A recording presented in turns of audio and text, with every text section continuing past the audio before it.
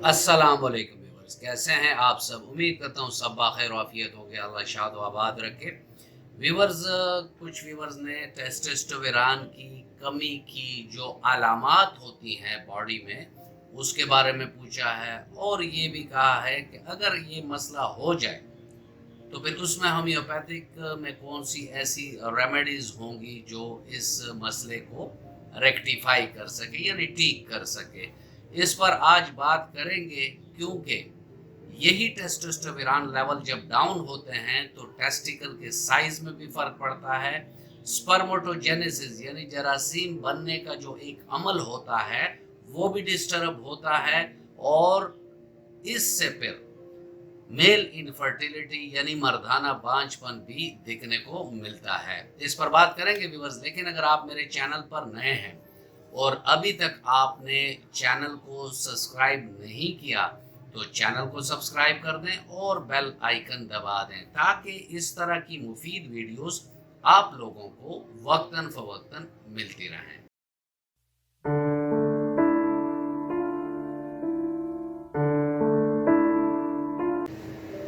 Viewers, testosterone मर्दों के लिए इंतहाई ज़रूरी होता है।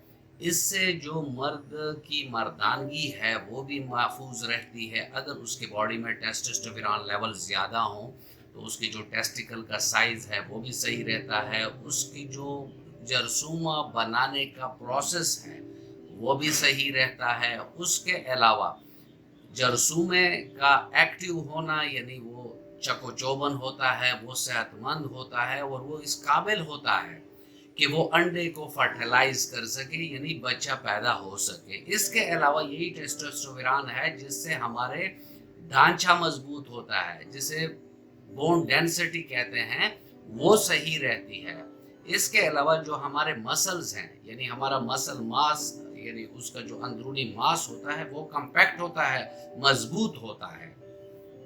इसके अलावा जो मर्दाना बाल हैं, दाढ़ी मूछ और जिस्म के बाल हैं, ये भी सही रहते हैं। इसके अलावा मर्द की जो मूड है वो भी खुशगवार रहता है, क्योंकि अगर टेस्टोस्टेरोन लेवल डाउन हो जाए तो मर्दाना चिड़चिड़ापन भी दिखने को मिलता है। इसके अलावा उसके बॉडी के टेम्परेचर को भी ये रेगुलेट रखता है, और मर्द की जो वेल बीइंग है, एक अच्छी सेहत है, वो इसी टेस्टोस्टेरोन लेवल्स की वजह से बेहतर रहते हैं। विवर हाइपोथैलेमस और पिट्यूटरी ग्लैंड, ये दो ऐसे जुज्व हैं इस तमाम प्रोसेस में जिसको आप कलीदी किरदार कह सकते हैं।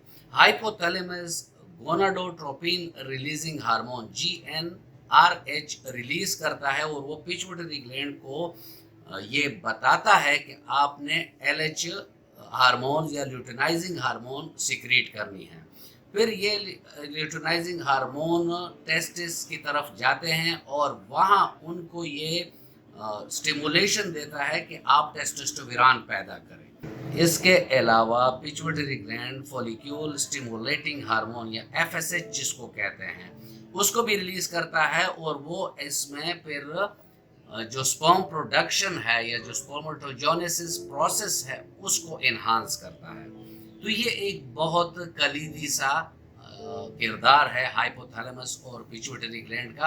अब व्यूअर्स, हम देखते हैं कि वो कौन सी ऐसी वजूहात हैं कि जिसकी वजह से मेल हार्मोन टेस्टोस्टेरोन लेवल्स नीचे आ जाती हैं। इसमें सबसे पहली रीज़न जो है वो है, अगर किसी को बड़े अर्ली एज में डायबिटीज़ टाइप 2 हो जाए तो उन लोगों के जो हार्मोन लेवल्स हैं वो बुरी तरह मुतासर होते हैं। दूसरा फैक्टर जो है वो मर्दों में मोटापा आना यानी ओबेसिटी। जिन लोगों में ओबेसिटी ज़्यादा होती है उनके टेस्टोस्टेरोन लेवल भी ड्रॉप कर जाते हैं। इसके अलावा अगर पिट्यूटरी ग्लैंड में कोई ट्यूमर हो जाए तो भी पिट्यूटरी ग्लैंड की जो सेहत होती है वो मुतासर होती है, और वो तमाम प्रोसेस नहीं हो पाता जो मैं ऑलरेडी आपको एक्सप्लेन कर चुका हूँ।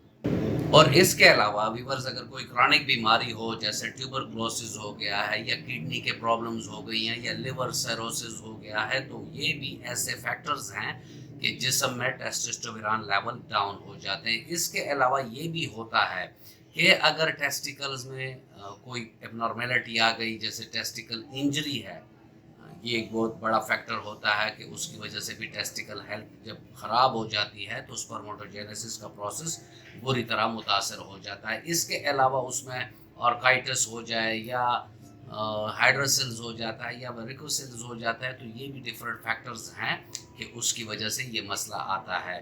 مینلی اگر آپ دیکھیں کہ جو ریزن ہے جہاں سے یہ پروسیس سٹارٹ ہوتا ہے، ہائپوتھیلیمس اور پیچویٹری گلینڈ، تو اگر پیچویٹری گلینڈ میں کوئی مسئلہ آ جائے یا ہائپوتھیلیمس میں کوئی مسئلہ آ جائے تو مینلی ٹیسٹوسٹیرون لیولز جو پروڈیوس کرنا ہے یا جو میسیجز ٹیسٹیکل کو جاتی ہیں وہ جاتی نہیں ہیں، تو ایسے میں پھر مردوں میں ٹیسٹوسٹیرون لیولز کے ڈراپ ہونے کا بہت زیادہ چانس ہوتا ہے۔ اس کے علاوہ سب جانتے ہیں کہ 40 کے بعد بھی ٹیسٹوسٹیرون لیول ڈراپ ہونا شروع ہو جاتے ہیں، یا اگر سلیپ ایپینیا ہے تو ایسے لوگوں کے ٹیسٹوسٹیرون لیول بھی کم ہونا شروع ہو جاتے ہیں، یا اینڈوکرائن سسٹم میں کوئی مسئلہ آ گیا ہے تب بھی ٹیسٹوسٹیرون لیول بری طرح متاثر ہوتے ہیں۔ ویورز، ہومیوپیتھک کا اس میں بہت زبردست رول ہے، اور ساتھ میں آپ کو ایک فوڈ ٹپ بھی دوں گا جس سے نیچرلی بھی ٹیسٹوسٹیرون لیول جو ہیں وہ بوسٹ ہوں گے۔ تو پہلے تو ہم چلتے ہیں ہومیوپیتھک کے رول کو، اس میں وہی ہم کرتے ہیں کہ سٹارٹ میں ہم اپنے میازم پیشنٹ کا چیک کرتے ہیں، جس میازم میں ہوتا ہے اس میازم کی ریمیڈی دیتے ہیں، اس کے بعد جو اس کی اور علامات ہوتی ہیں، اگر پیچویٹری سائٹ پر کوئی مسئلہ ہے، ہائپوتھیلیمس کے سائٹ پر کوئی مسئلہ ہے تو اس کو ٹریٹ کرتے ہیں، اگر ٹیسٹیکل کے لیول پر کوئی مسئلہ ہے اور اس کی وجہ سے سپرمیٹوجینیسس کا پروسیس ایب نارمل ہے تو ان کازز کو ہم ریکٹیفائی کرتے ہیں، اور وہی بات جو ہر ویڈیو میں آپ سے کرتا ہوں کہ سیلف میڈیکیشن سے بچیں۔ جب بھی آپ کو ایسا مسئلہ ہو کہ آپ کو ٹیسٹوسٹیرون لیول ڈاؤن ہو تو آپ اپنے قریبی ہومیوپیتھک ڈاکٹر سے ضرور ملیں۔ ادویات کے نام میں آپ کو بتا دیتا ہوں، ایگنس کاسٹ ہے، نیفرلوٹیم ہے، ڈامیانا ہے، سیلینیم ہے، ایسڈ فاس ہے، سیبل سر ہے، یعنی بہت ساری میڈیسن ہے، اورکائٹینم ہے، اور اس کے علاوہ جو میازمیٹک ریمیڈی ہے، توجا ہے، کارسینوسم ہے، سفلس کے مریض اگر ہیں تو سیفلینیم مرکسال ہے، سورا کا پیشنٹ ہے تو سورائنم اور سلفر ہے، ٹیوبرکلر میازم میں ہے تو ٹیوبرکلونیم ہے، یعنی ہمارے پاس میڈیسن کی فل رینج ہے۔